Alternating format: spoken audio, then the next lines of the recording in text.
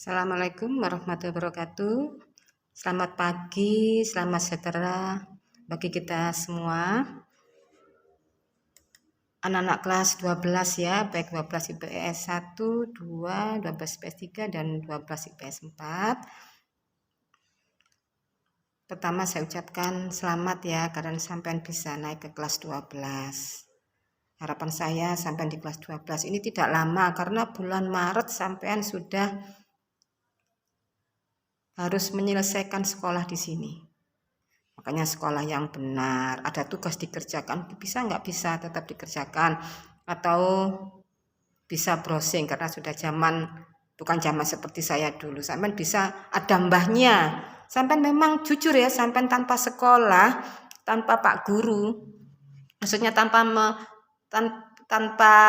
ada saya, itu sampai udah pinter. Geografi itu begini, matematika seperti ini. Cuman sampean tidak bisa seperti itu, karena ada tahap-tahapannya, segala sesuatunya ada proses. Perilaku sampean bagaimana? Sampean kalau di rumah, aku bisa lihat Google, tapi jam berapa? Kalau di sekolah kan ada tepat waktu, itu namanya apa itu? Nah, sampean sudah kelas 12 sudah pahami. Kalau di sekolah ada tata tertib, ya kan, bangun harus pagi supaya sehat, bangun, sholat, sarapan, sudah ke sekolah itu sholat, pulang berangkat pagi, ada matahari pagi, pulang ada matahari siang, matahari paling sehat, itu menjadi sampean sehat. Kalau sampean di rumah, wah, naudzubillah min dzalik. Nah, jadilah anak-anak yang berguna nantinya menjadi manusia yang sukses dunia akhirat ya.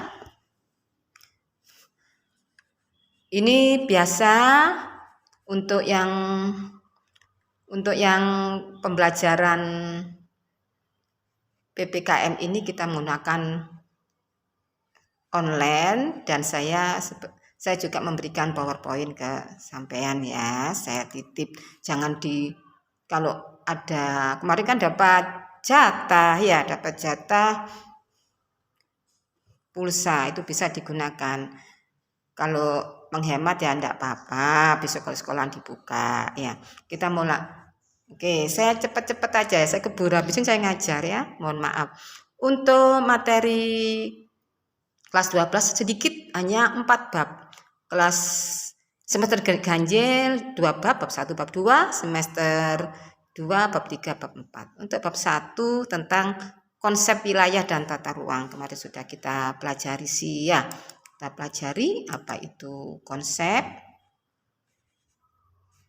ya, konsep wilayah dan tata ruang.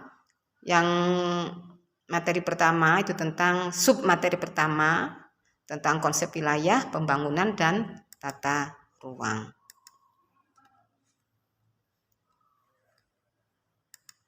Kalau sudah punya paket, bisa dilihat di bukunya, sama saya memang mengambilnya dari situ ya, di alur pembelajaran tentang wilayah dan tata ruang. Yang dipelajari adalah pengertian wilayah formal dan regional, contoh wilayah formal dan regional, kemudian pengertian tata ruang. Untuk wilayah, tahu ya, wilayah atau region, wilayah atau region. Wilayah itu dapat dilihat dari suatu ruang yang ada di permukaan bumi. Wilayah, nah wilayahnya SMA Negeri 1 Kedamaian, ya kan, ruang-ruangannya, walah gitu ya, ruang IPS 1, 12 IPS 1 seperti ini, IPS 2 di sini, IPS 3 di sini, pada sebagainya, seperti biasanya, itu namanya ruang. Jadi wilayah itu dapat dilihat sebagai suatu ruang di permukaan bumi. Jadi kecil ya, kecil sebenarnya, kan kita per ruang. Oh, ini wilayahnya, ini wilayah. Kalau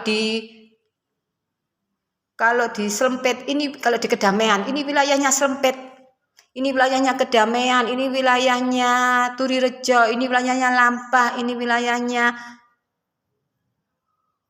Tanjung, ini wilayahnya belahan sudah beda lagi ya. Itu berarti wilayah-wilayah, ruang-ruangannya. Jadi di bumi, di wilayah ini ada ruang-ruangannya, apalagi di permukaan bumi ini, ya kan? Nah, wilayah atau region merupakan ruang dari permukaan bumi yang memiliki ciri atau karakteristik tersendiri yang membedakan dari wilayah-wilayah lain di sekitarnya. Ada ciri-cirinya, ya seperti selempit. Selempit wilayahnya seperti apa ya selempit? Nyelempit memang saya kan memang asli orang Kedamaian. Kalau di Kedamaian itu ya damai terus. Beda kalau di ya damai namanya Kedamaian. Kalau di Damaian itu maksudnya maaf, setelah ada gang sudah nggak ada ke dalam, cuma mungkin satu lorong. Di selempit gak sesuai dengan namanya selempit. Saya kemarin subhanallah selempit ya. Saya ditunjukkan, ini Bu di sini rumahnya. Terus, loh itu enggak, loh di situ ada lagi selempit, ada masih ada gang, masih ada rumah, kok bisa seperti itu? Makanya saya gini, bener ini dinamakan selempit karena lahannya nyelempit. Nah, itu ya, memiliki karakteristik sendiri. Kalau belahan itu berkelok-kelok ini yang ini. Karena ada apa? Karena ada danau. Apa itu? Laut ya? Ada apa? Sungainya. Jadi semua itu mengikuti permukaan bumi. Itu sesuai dengan topografinya. Dalam geografi ada topografinya. Jadi kalau selempit nyelempit, kalau belahan itu berkelok-kelok. Kalau Kedamaian ada pegunungannya, ya kan gunungan sama lah ya, nggak apa-apa.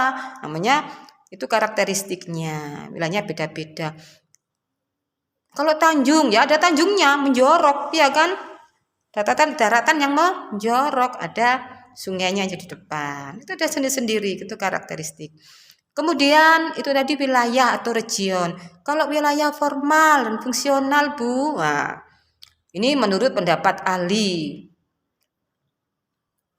Intinya wilayah formal atau formal region adalah suatu wilayah yang ada di muka bumi yang dicirikan berdasarkan keseragaman atau homogenitas tertentu.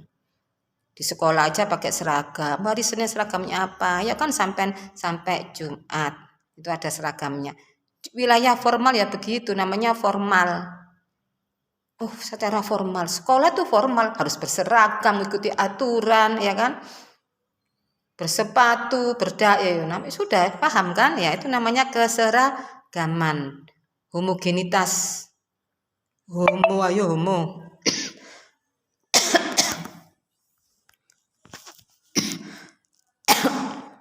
Maaf.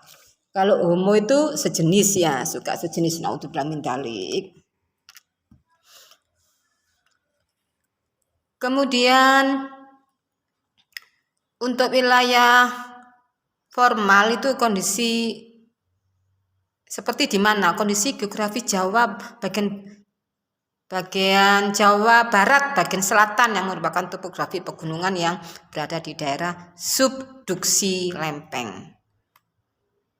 Kalau kita itu tadi selempit bagian barat berbatasan dengan mana? Sana, timur, selatan, utara. Nah, itu wilayah keseragamannya seperti itu. Itu dalam kehidupan sehari-hari ya, sampai bisa mencontohkan. Kalau wilayah saya, wilayah saya ini hanya misalnya dekat dengan makam. Ya cerita.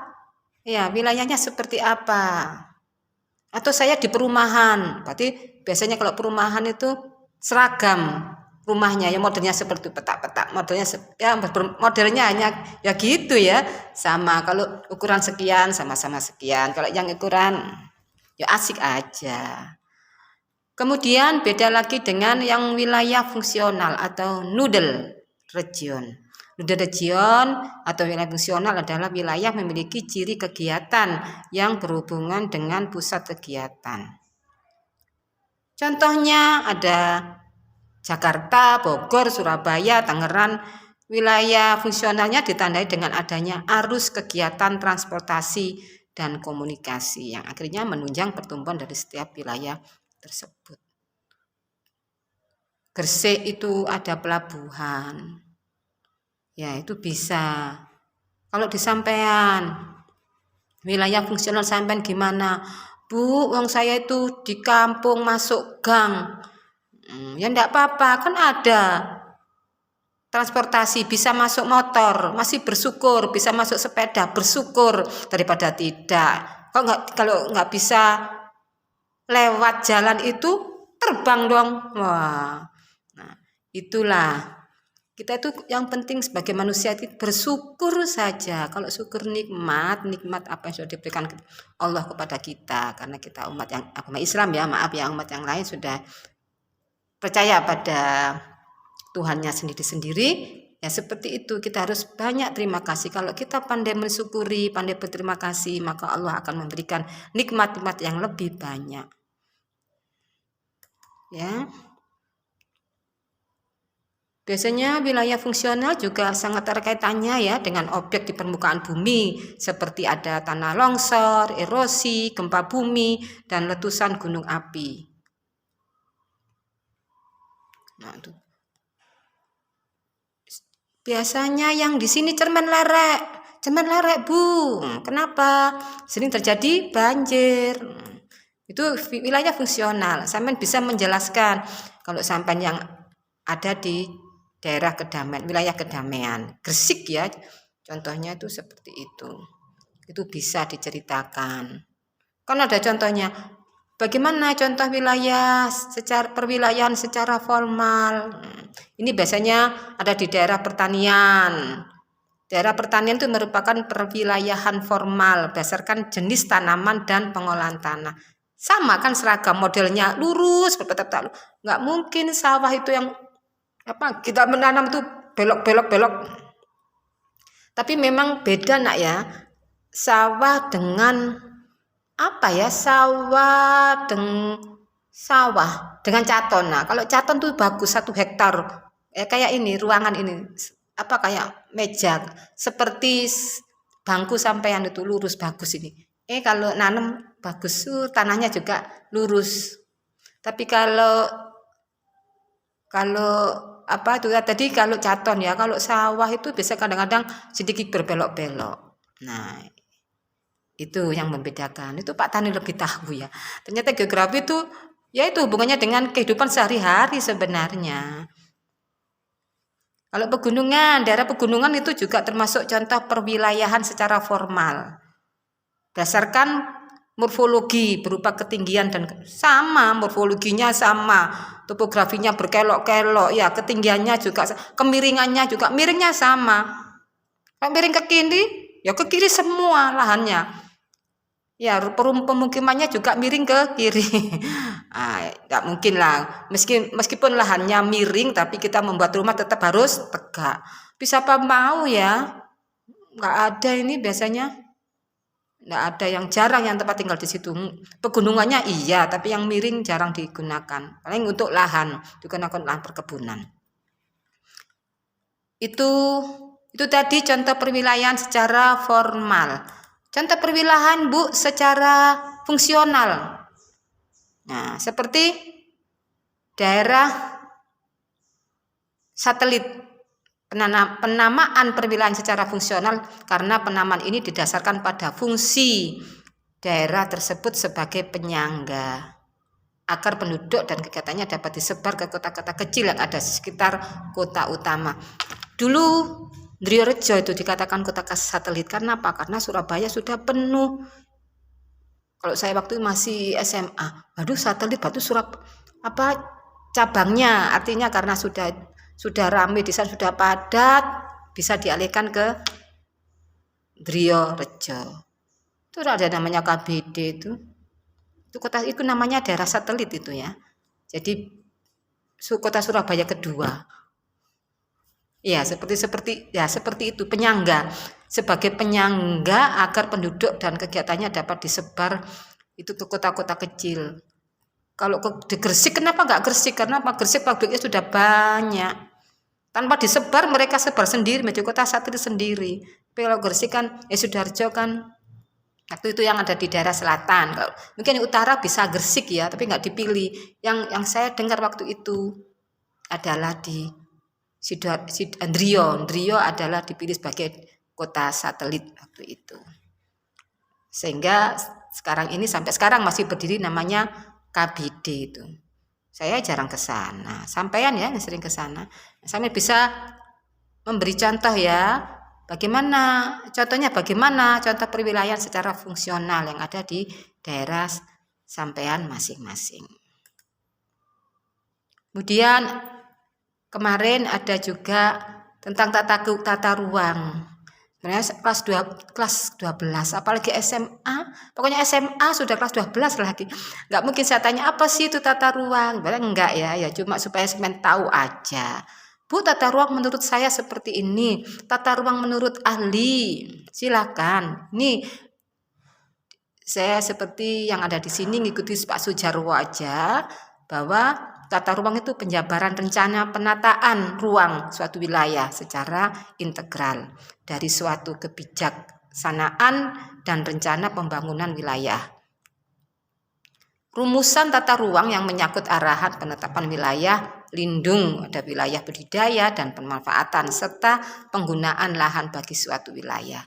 Jaringan prasarana serta penataan wilayah konservasi yang ditinjau dalam kaitan yang menyeluruh. Paham maksudnya tata ruang? Ya ruang aja perlu ditata, ya kan ada penataan secara integral dari suatu kebijaksanaan dan rencana pembangunan. Ini mau di ruang ini bisa nggak dibangun di sini? Bagaimana dengan konservasinya? Itu perlu. Ini mau diadakan budidaya apa? Mau dijadikan budidaya ikan lele, yang ini ikan gurami, ini belut dan sebagainya. Nah, itu namanya penjabaran rencana tata ruang ya menurut Pak Sujarto ini, karena penjabaran rencana penataan ruang suatu wilayah secara integral. Kemudian apa itu tujuan ya? Kemarin saya tanya tujuan ya.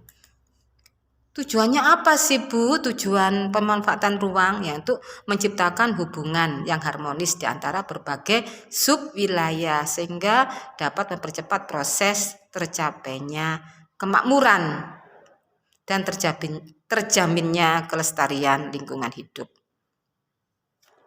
Kalau dibiarkan sampai saja di rumah sampah dibiarkan begitu, misalnya ada lahan ya rumah saya aja kan ada lahan utuh ya, ditanami sama suami saya itu ditanami pohon waktu itu. Nah ketika nggak ada yang mengurus, apa yang terjadi? Wah banyak binatang, akhirnya harus ditata supaya kelihatan bagus, kelihatan asri. Begitu anak-anak ya. Untuk submateri kali ini yang bisa saya sampaikan. Mungkin ada pertanyaan. Ada yang tanyakan?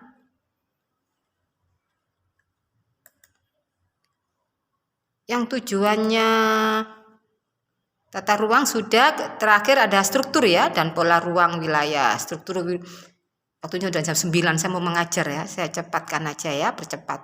Struktur ruang wilayah menggambarkan pola pemanfaatan ruang dan kaitan antara berbagai ruang berdasarkan pemanfaatan serta hierarki dari pusat permukiman dan pusat pelayanan pola pemanfaatan ruang dan pusat pelayanan. Pola pemanfaatan ruang wilayah adalah tergambarkan pemanfaatan ruang secara menyeluruh. Ada pola, yang terakhir ada pola pengendalian pemanfaatan ruang. Ini kebijakan dan strategi yang perlu ditempuh agar rencana pemanfaatan ruang dapat dikendalikan secara menuju sasaran yang diinginkan. Jadi sampean inginnya ini mau saya dirikan pabrik kecil-kecilan di rumah. Bisa enggak loh? Ya bisa lah, sama sendiri. Ya kan? Enggak apa-apa, gunakan. Bisa itu. Tapi kok modelnya seperti ini? Nah, ya kan? Itu sampai yang memiliki kebijakan. Saya inginnya seperti ini. Nah, ditata supaya nyaman. Itu tadi sesuai dengan keinginan sasaran ya. Menuju sasaran yang diinginkan. Keinginan sama seperti apa? Makanya itu namanya pola pengendalian pemanfaatan dikendalikan. Pemanfaatan ruang, pola pengendalian pemanfaatan ruang. Anak-anak, mungkin itu yang bisa saya sampaikan dulu ya untuk submateri pola konsep wilayah dan tata ruang ya. Konsep wilayah dan tata ruang yang kemarin sudah saya selesaikan tugasnya. Saya terima kasih. Tolong yang belum seperti biasanya segera dikumpulkan ya. Sudah ingat, saya ingatkan lagi, sampai sudah kelas 12, sekolah sebentar lagi ya. Nggak sampai berapa ya? Nggak sampai 1 tahun ya. Oke. Udah ya nak ya, sukses ya. Jangan lupa yang beragama Islam sholatnya harus ajak, sholat 5 waktu.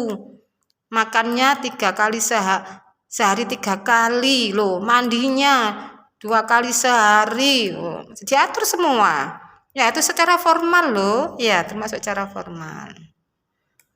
Mainnya dikurangi, sudah besar ya, bantu ayah, dengarkan apa kata orang tua, karena orang tua adalah apa, kiblat kita loh. Kita punya apa ya, cermin kita. Sudahlah, nanti saya cermin kiblat ngomongnya gak macam-macam ya, cermin sampean. Saya tanya, patuhi kalau ingin sukses, patuhi orang tua, karena ridhonya orang tua adalah ridhonya Allah ya nak ya. Mungkin itu bisa saya sampaikan. Semoga sekali lagi, semoga ilmu saya ini yang sudah saya berikan bermanfaat bagi sampean, baik di dunia maupun di akhirat. Begitupun dengan ilmu-ilmu yang lain. Jangan lupa di musim pandemik ini tetap cuci tangan, jaga jarak, dan menggunakan masker. Jangan berkeliaran kalau tidak benar-benar penting. Mau sekolah aja sudah nggak sekolah kok inginnya keliaran ya. Dah di rumah jaga adik, apalagi bantu orang tua. Terima kasih, semoga manfaat. Akhirul kalam, wassalamualaikum warahmatullahi wabarakatuh. Selamat pagi, sukses selalu ya nak.